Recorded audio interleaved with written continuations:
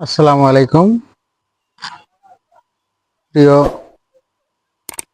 Facebook এবং YouTube যারা আমার এই ভিডিও নিয়মিত দেখেন, তারা আজকে আমার এই ভিডিও আরো দেখবেন। সেটা হলো, এটা একটা ইকো প্লাস 240 লিটার একটা ফ্রিজ, ডিপ ফ্রিজ। এই ফ্রিজটাতে অনেক সমস্যা হয়েছিল। সেটা হলো, এই যে এই জায়গাটাতে আমরা কাটছি, কাইটা দেখা এখানে আসলে আপনারা দূরের থেকে হয়তো বা নাও বুঝতে পারেন। এটা ফ্রিজটার ভিতরে পাইপ জংকার পরে নষ্ট হয়ে গেছিল। আমরা এইটুক জায়গা কেটেছিলাম, কেটে ভিতরে পাইপ অনেক বাজে অবস্থা, জংকার পড়ে গেছিল। আমরা এটা কাইটা সুন্দর করে আবার জয়েন করে এটা কমপ্লিট করছি। এখানে আবার সুন্দর করে পুটিন দিয়া আবার সিলভার কালার স্প্রে করা হয়েছে।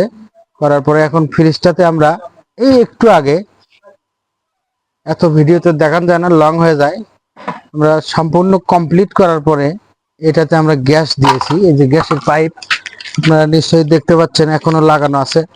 এই যে গ্যাসের পাইপ, গ্যাস চলছে। ফ্রিজ যে কন্ডেন্সার গরম হইতেছে, সাইড দিয়ে গরম হইতেছে।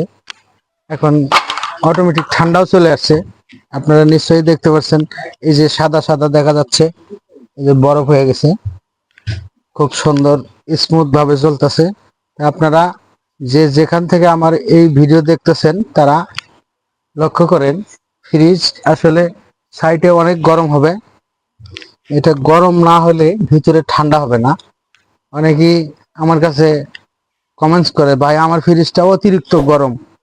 আসলে দেখা গেল উনি সবেমাত্র ফ্রিজ কিনছে, ফ্রিজ সম্বন্ধে ওনার কোনো জ্ঞানই নাই, ধারণা নাই ফ্রিজ কেন গরম হয়। উনি এই জন্য অনেক লোক আমার কাছে ফোন করে। আসলে বিষয়টা হলো, কন্ডেন্সার যেটা ফ্রিজের সাইড দিয়ে থাকে, পিছনে থাকে, এই এই জায়গাগুলো সাধারণত গরম হবে। এই যে লক্ষ্য করেন, এই অনেক গরম।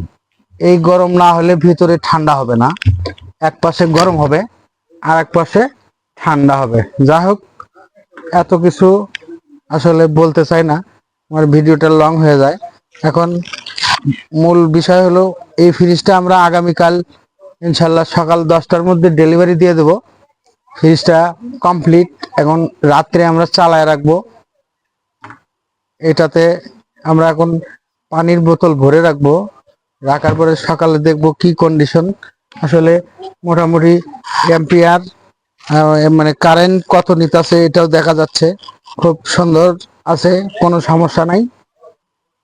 যাই হোক, আপনাদের কাছে একটাই অনুরোধ, সেটা হলো, যদি আপনাদের ঘরে এই ধরনের ডিভাইস থাকে, ফ্রিজ, এসি, যে কোনো সমস্যার জন্য আমার এই স্ক্রিনে দেওয়া নাম্বারে ফোন করলেই আশা করি সমাধান করে দিতে পারবো।